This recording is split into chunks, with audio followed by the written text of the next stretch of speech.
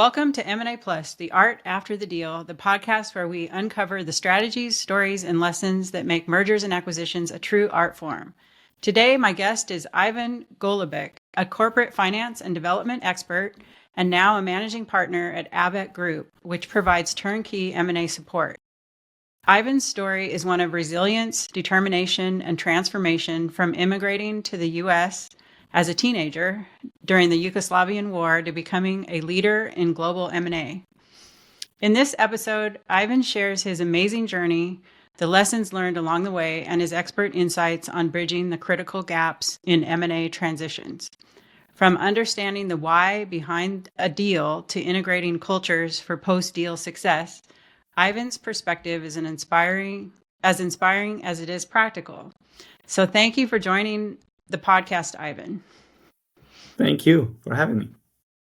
The first thing I wanted to kind of talk to you about is your journey to the U.S. I read a little bit about your background, and I'd love to hear you share your journey and how that experience has shaped your perspectives and the resilience that, we face in the M&A world in our careers. Thank you. First of all, thanks for the introduction. I think I will use it for my introducing myself going forward. So I really appreciate it.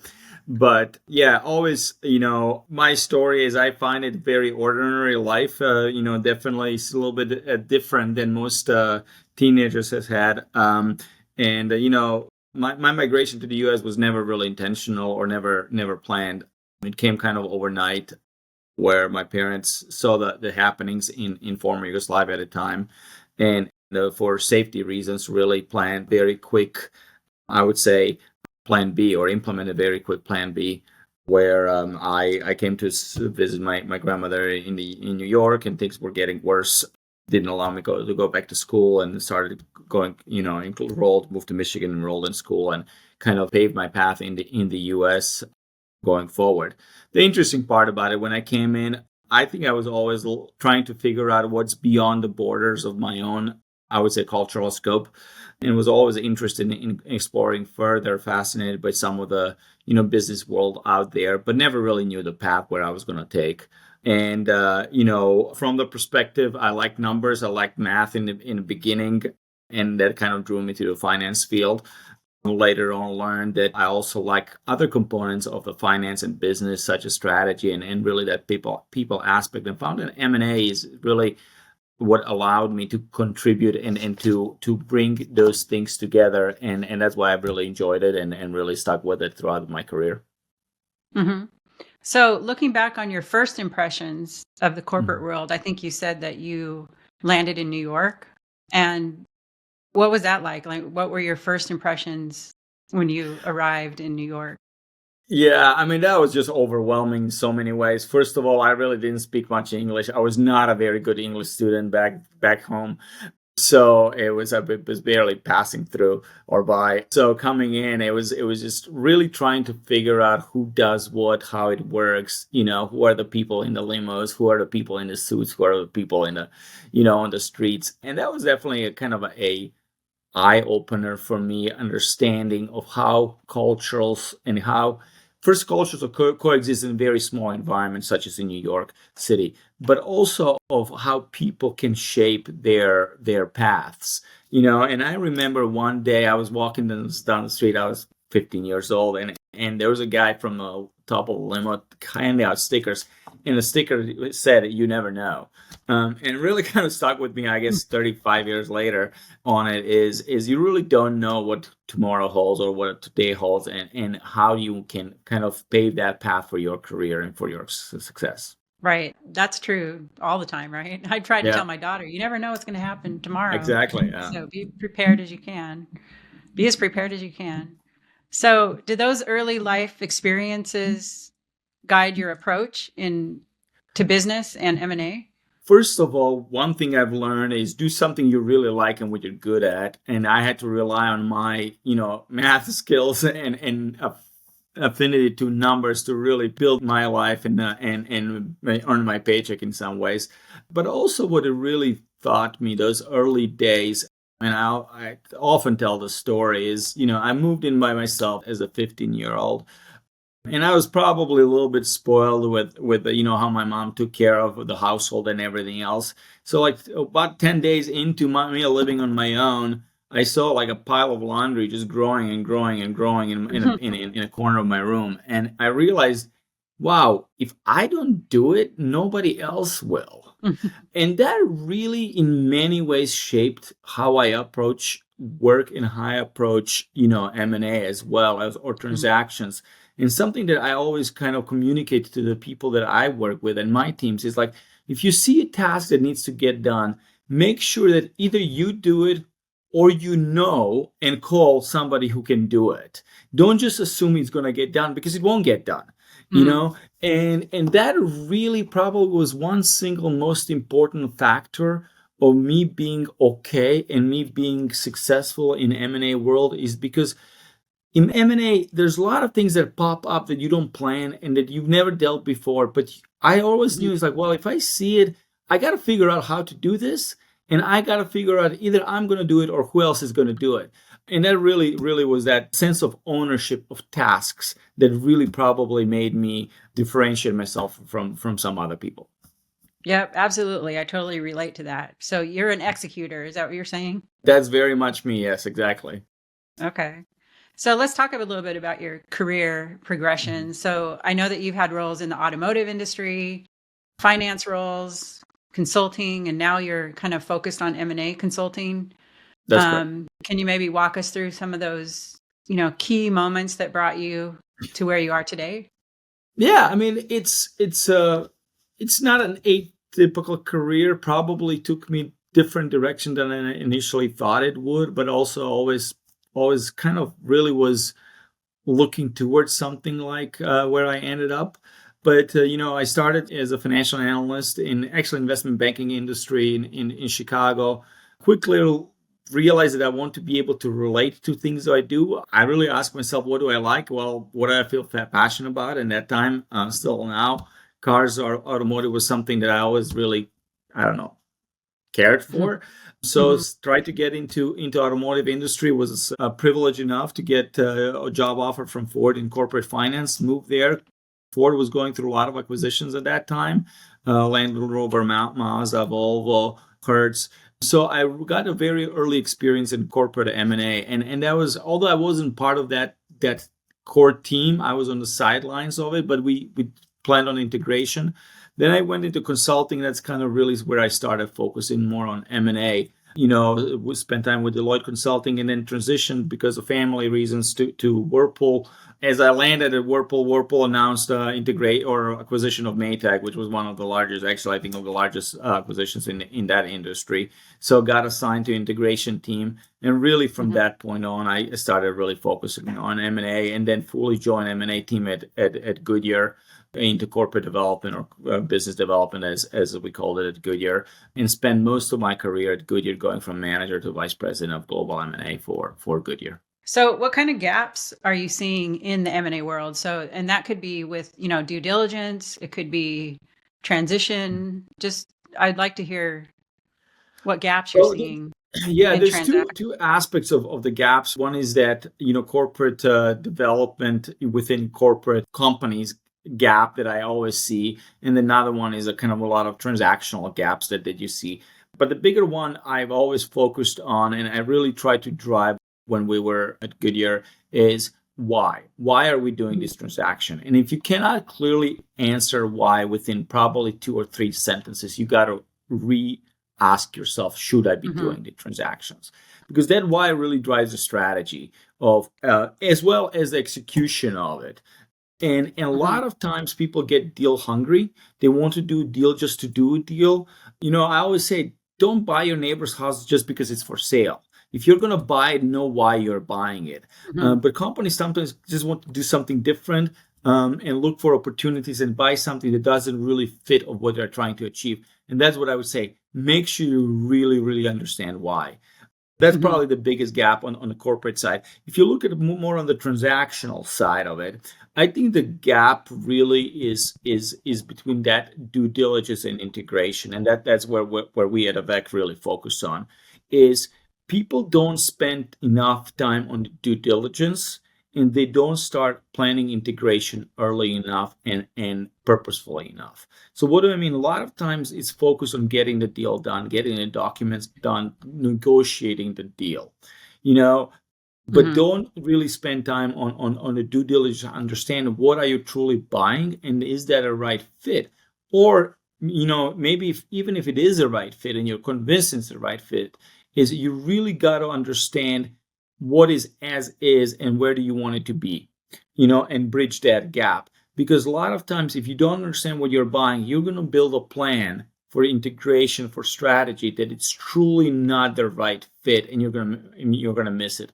And that's where I see a big kind of transactional gap that I see all the time looking at acquisitions, Right.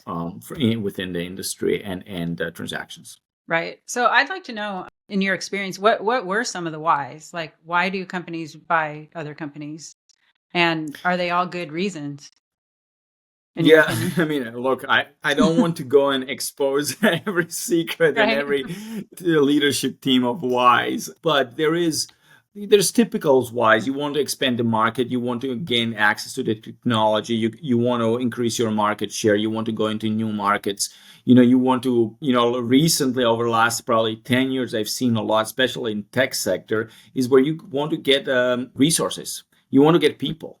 Those are really, really valuable assets that you want to acquire with acquisition of company. And that wasn't really something that I think has been done probably in the 80s and 90s. It was really more about capabilities or market positioning. Now we're looking into really buying that intellectual property and know-hows with the acquisitions.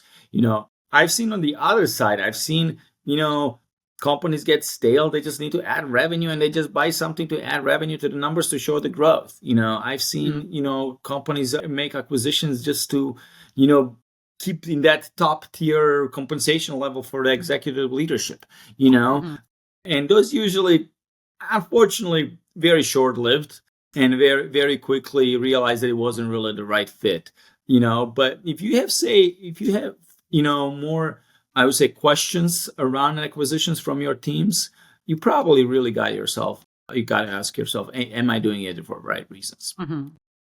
Yeah, makes sense.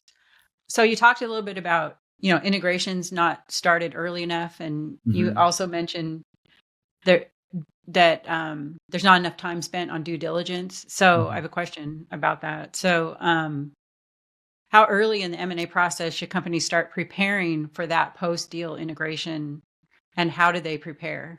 My approach would always be start preparing when you start doing due diligence, and identify an integration lead very early in the process. As soon as you decide that you're going to want to move towards the deal, find maybe one or two individuals who you want to lead the integrations and include them in the due diligence. They're not going to be a core due diligence people. So they're not going to be, your integration lead is not going to be the lawyer doing the legal due diligence or the finance doing the quality of earnings stuff. But you want them to be on the team. You want them to understand the issues that are being raised during the due diligence, because that's going to allow them to make a good integration plan. That's going to allow them to make a good decision whether what systems to use, how to integrate them, at what stage to integrate them, what to spend time fixing, what to spend time, adapting. So those are the things that really become valuable. If you do that at the end of the process, once you sign the contract, then the integration is so much under pressure to deliver in a given specific time, they don't really have a time to ask what is the best way to integrate. They just have a time to ask, how can we do it as quickly as we can, so then we can fix things later. And we all know that when you start fixing things later after the integration, there is a high cost to it and high level of failures. So those are the things that I would strongly encourage leaders, as you think about it, or doing the deal, make sure you have a whole team in place right away. A lot of times the problem is companies try to keep the deal very secret until they're announced. So they don't want to bring a lot of people. And the key thing is don't bring a lot of people, but bring the right people in, have them buy into the deal, have them understand why you're doing it, and then they can start planning ahead on making sure that the execution and integration of that deal is very strategic. Right. So you talked about identifying an integration lead. Is that what you provide at your company, your consulting firm now? I know I read on your website Yeah. that you provide Well, turnkey M&A support. So yeah. could you guys act as that integration lead? Is that one of your roles? Absolutely, yeah, absolutely. Okay. So we focus on three things or three aspects of M&A. We don't really focus on negotiation and deal. We can do it. We've done it a lot, Mhm. but that's not. There's lawyers and there's a in-house teams that usually do a fine job in it. So where we identify the gap is that, structuring and completing due diligence process, making sure you have a right plan to do due diligence. Then we move into 100-day integration plans, both from planning and executing it. And I think that's where a lot of times consultants come in, they plan for it, they hand it to somebody internally, and they don't execute it. We provide that execution leadership Okay. and execution support for that integration plan and making sure that it gets done. Mhm. And then the last thing that we do focus on is a long-term synergies and efficiencies at the deal. So post-integration synergies and efficiencies, and making sure that you actually execute on the strategy with the reason on that why. So those are the three aspects of that we really want to focus and provide support to the teams. And the reason why we think it's effective is because you don't want to necessarily build those into your cost structure. Those are teams that are very specific for the deal. You don't want to burden your long-term EBITDA with a large team of integration when you do one or two integrations a year, and that's where I think the really value of external parties come in. And the other Right. thing is every craft takes time to learn. You learn on your mistakes. We've learned on our mistakes. We have lessons learned Mhm. behind us, and we can hit the ground running. And that's the differentiator between trying to compile a team of operating guys who has never done it or have done it when it be Mhm. once or twice versus people who have done it 40, 50 times. Right. Exactly. Yeah. I mean, in my experience, I feel like the execution piece of it is really the hardest piece. And Yeah. it's often the piece that's not planned for, or you have people that are planning the integration, but they're not doing the integration. Yeah. So there's a lot of changes and adaptations that need to be made. And it's actually hard to execute on everything. It's not easy. It's not an easy No, job. it's There's really so many moving difficult. parts. Yeah. That's why we actually see so many acquisitions not complete their strategic objectives. Is Mm. not because they were bad ideas, not because their lawyers didn't craft or the negotiating team didn't craft the documents properly. Is because Mhm. that focus on execution was not strategic enough, and it was Mhm. not done with people who have done it, who know really what to expect. Yeah, exactly. I wrote an article once about, you see all these fancy presentations, but that's not really what makes integration happen. It's really doing the actual integration. Like you said, if Yeah, somebody doesn't do it, it never gets done. So it's not going to just exactly. magically get done. Yeah, no, it won't. So, and it's important to partner with people who are doing certain jobs. But as I said, they have daily jobs. They have day-to-day Mhm. jobs that they have to do anyway. So Yeah. having that external support, having that support from people who have done it, Yeah. it's actually really cost saving for the company Mhm. because you avoid so many mistakes and so many unnecessary expenses that otherwise you will have. Yeah, I agree. I mean, and it takes a focus. If you're Yeah. pulling people away from their day job, the focus isn't going to be there. The extent that's needed to focus on those activities, for a short period of time, potentially. It's not forever, but Yeah, uh, it's for a defined period of time. That's the yeah. thing. Mhm. Whether it's short or long, it's for a defined period of time. So you don't want to Mhm. build that into your cost structure. But also, one Mhm. thing I've seen is when you're doing an acquisition, and that's the difference between buy and sell side, which we can touch base in a second. You know, when you do a leadership team of the business needs to focus on the business. They shouldn't focus on integration. They shouldn't focus on the acquisition. They need to focus on the execution of that business and running the business. You want somebody else focused on the Mm. integration, on data merging, on people change, Mhm. management, cultural fit. You want somebody else because they need to focus on running the business, making sure that that the business does not skip a beat. Because I think from lessons learned, and one thing of the biggest mistakes that I have seen is when synergies are planned, you plan for the right things, and you usually accomplish the right things. But where you miss is that cannibalization. You miss things that go wrong. And you need business leaders to make sure that those things don't go wrong from a business perspective, and have people focus on the integration who are dedicated to it. Let's talk a little bit about the buy side versus the sell side. So you've mentioned the importance of understanding the unique challenges of buy side and sell side dynamics. So can you elaborate on those differences?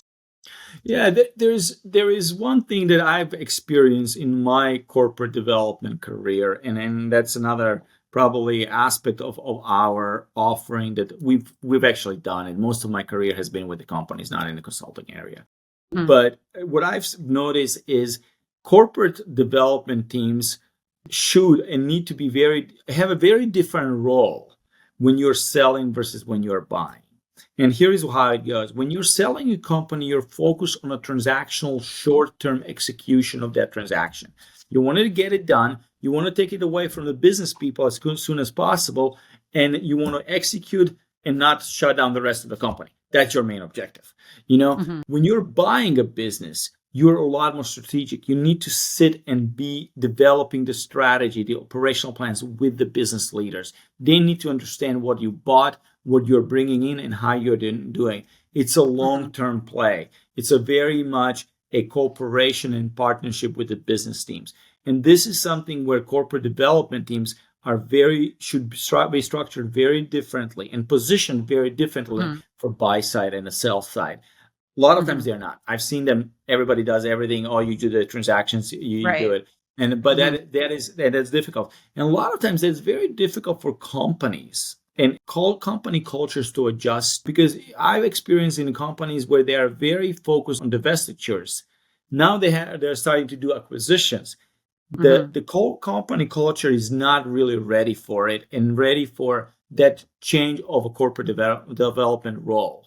They also want you just do the transaction, I'll do the rest of it. Well, that's where the things break down. So those are very, very different approaches from the corporate development and transactional support, and the role of corporate development within the companies for the buy side versus the sell side. Yeah. So one of the things that I've noticed, and this is just something that's happened in my experience more than once, is I see the buyer allowing the seller to remain in the transition for too long, which actually makes the transition harder, because the seller has an interest in, transitioning things to a certain extent, and then they don't want to do anything after that. The buyer has an actual interest in acquiring those things as soon as possible so they can take control of it. But I've seen the buyer teams allow the sellers to keep control of, documents or things that they said that they're going to do. They're actually paying the seller to do, but the seller's not really doing it very well because they don't have an interest in doing it. It's not in their interest to do it. So they're just getting a paycheck for doing very little. What is your sort of perspective of that situation? Absolutely. I have a number of examples, and actually just recent one, I will not go into the details of it, but something that I've monitored closely. It was scheduled for a very long transition, and I don't think it's the best idea. But here is why. You're right. I think you pointed out a very, very important aspect. As soon as the paper is signed, whether that be a corporate seller or a private seller, the attitude of the management team changes towards that operations. It just does. They know it's not their thing anymore. You lose the ownership of it. On the buyer side, the problem is if they're not ready to catch it at the moment, and they think that the seller is carrying it, they also don't feel the ownership of it. They say, oh, well, we'll worry about it later on. In that period of time, one thing happens. People leave, you lose a lot of knowledge, because the sellers, the high performers who have been leading, they want to move on to something that they're going to stick with, not something that is going away. So you lose a lot of know-how. And the second part is that you truly lose is that excitement about the deal and interest from the buyer to carry that baby forward. And those things can be very, very, I would say, impactful in the long-term success of the acquisitions. So do I believe that TSAs are necessary? Absolutely. I'm not suggesting not to do transition services agreements. You should do it, but you should limit them. You should really focus on absolutely necessary thing to make it successful. Anything over 3 months, probably you should relook at it. 6 months for me would be a max. If you can't get integration done, if you can't get 100 days in 180 days done, then then really there is a problem of the approach, and you should really rethink your strategy of integration.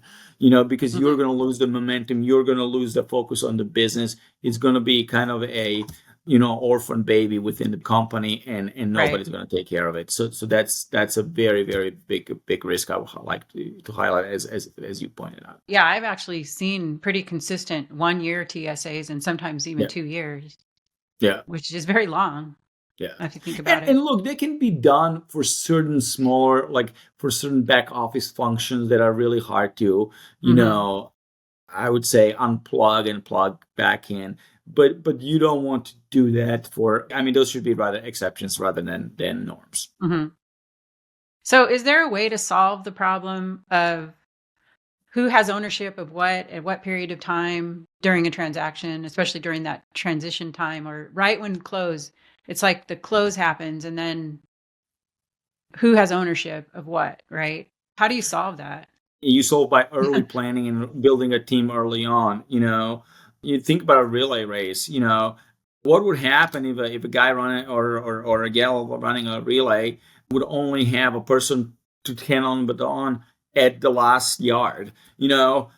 No, the guy, they have to be 10 yards, 15 yards. I don't know. I've never run relay relays, in ahead of time to be able to start running along, and then you're handing it off. But guess what? They've planned that all along from the very, very beginning of the race. They knew who is going to be that person handing on the third stage and fourth stage, if that's what they're called. But, from the very beginning who and how you're going to transition. So that's the same thing with M&A transactions. The phases, the 5-6 phases, depend how you define it, is you got to bring the team in early on so they know, okay, in 3 months, this is what I'm going to do. This is how they're going to hand it over to me. And I already know where am I running the race, what's the race about, how long is the race, and what I'm going to be actually trying to catch and pass on. Right. Yeah, I know some companies that do multiple acquisitions, and they're good at that, actually. And then you have some that are not. And I think the reason some of them are not as good at it is because they're not as experienced. Maybe they've only done 1 or 2 acquisitions, so they're really, less prepared to do the planning, I guess. There can be a number of reasons why people get good at it or why organizations get good at it or not. I would say from my experience that the biggest reason is how much support and how much involvement do you allow your corporate development team to be part of the deal.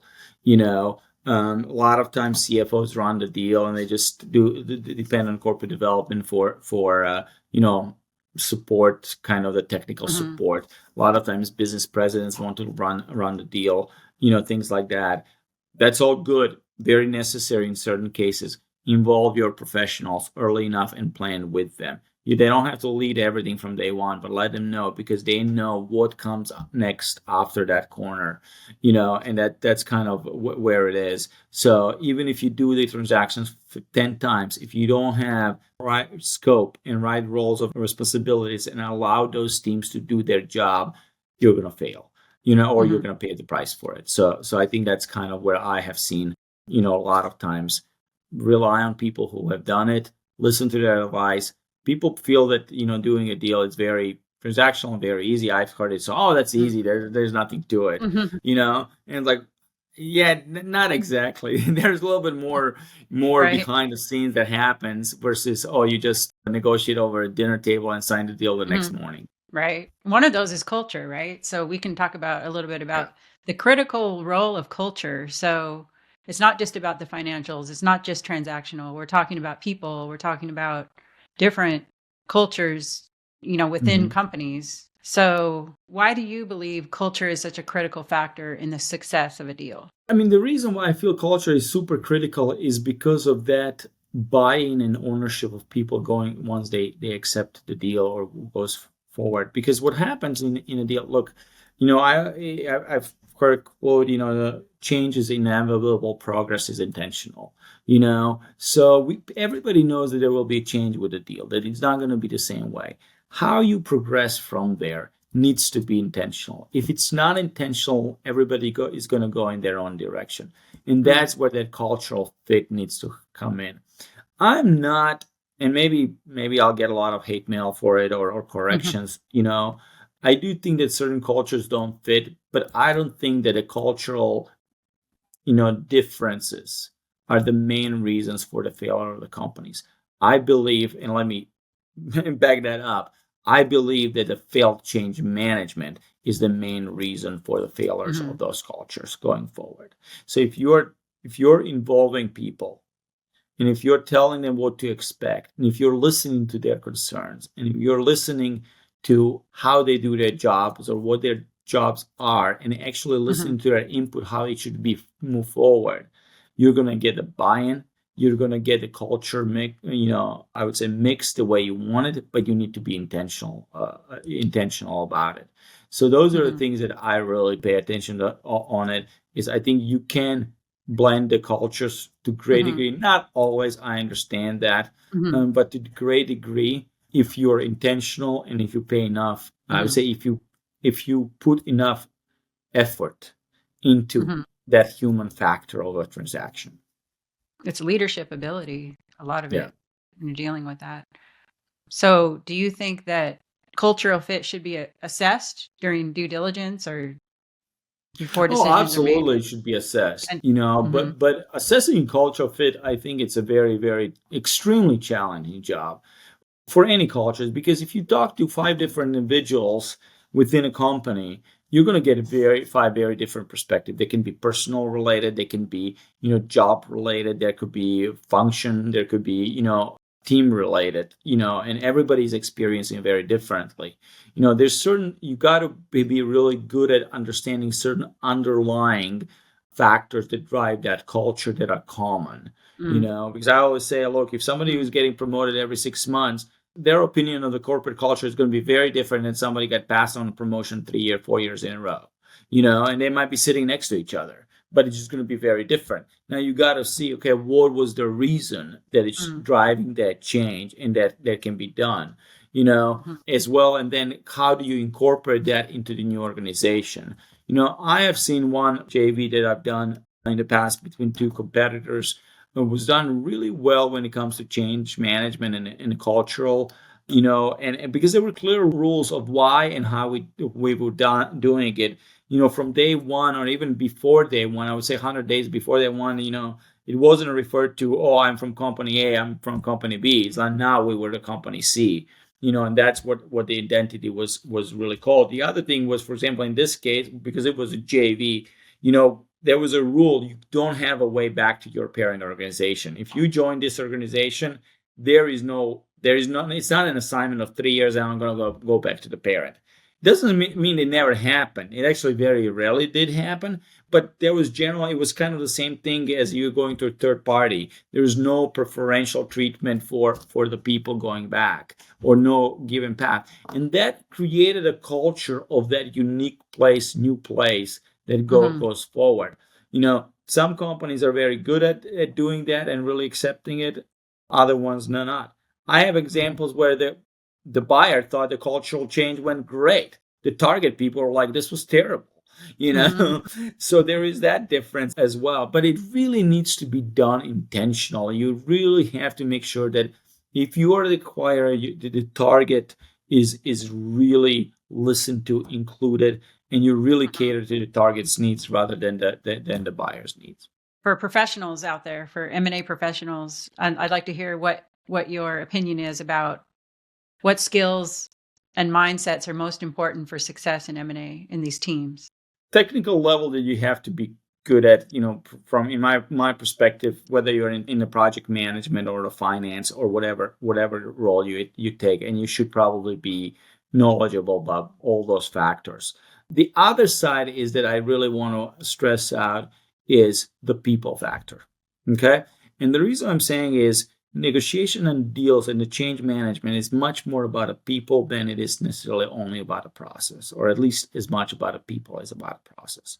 And that's what you really got to understand and be aware of, and how are you as an individual going to impact the people that you're talking to. I mean, I've had examples. I came out as a leader of the execution team and said some stuff that I got crucified for. And I'm like, that's not what I meant. But that was the thing. It impacted the people. And I learned, I tried to learn from those mistakes. But you got to watch every word you say, because it impacts people. It impacts lives of it. The other thing, what you really have to, I always stress up people going into the field of M&A is you got to be structured but flexible. You got to have that project management structure, but you got to also be able to say, to be okay with not knowing how your day is going to end up. A lot of times is about that plan B, is about that, owning what somebody throws at you and you completely didn't expect, but you got to own it, and you got to deliver it, and you got to go work through it. That ambiguity of a structure in M&A deals is very, very important, and people need to be able to process it and be okay with it. I've seen some very, very capable people who come with project management, very structured project management experience, completely fail in M&A because they're not ready for that unknown. They don't know how to deal with every deal dice at least twice. I've heard 20 times recently, and you have to be okay with it. You have to wake up the next morning and say, okay, we'll try a different aspect of it, So those are the things that I think it's as I would say challenging as it's exciting. To me, it's exciting, but that's my personality. For somebody else, it could be extremely challenging. So you got to be ready for that. There's always, and then you deal with those deal highs and deal lows and everything else that comes in between. You got to be able to be okay with that emotional roller coaster as well, and kind of keep your cool and be okay with whatever throws in, and really focus on the solutions rather than the process itself.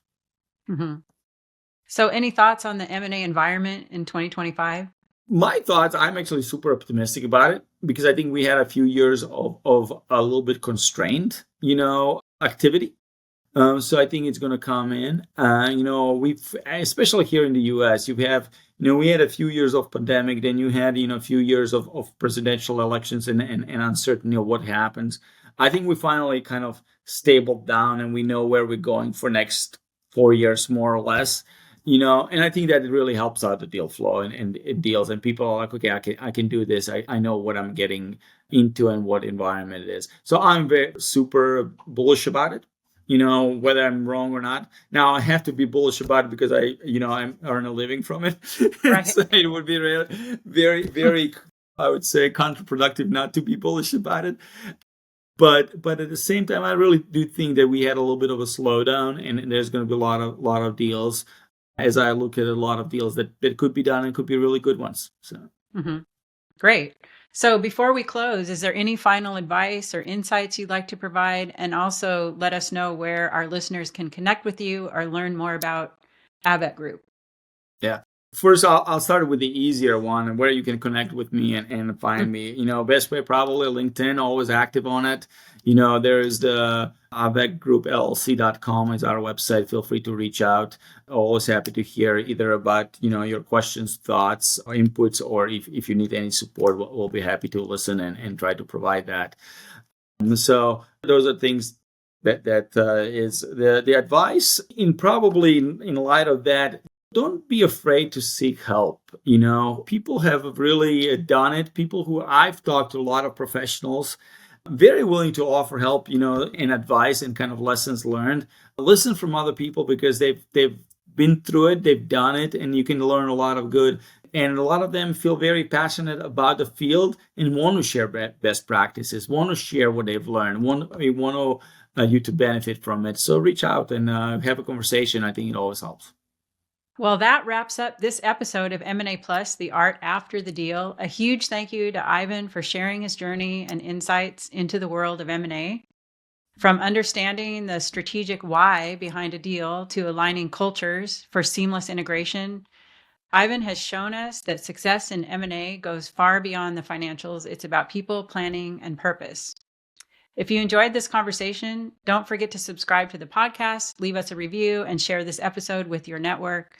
Thank you for tuning in, and we'll see you next time on M&A Plus, The Art After the Deal.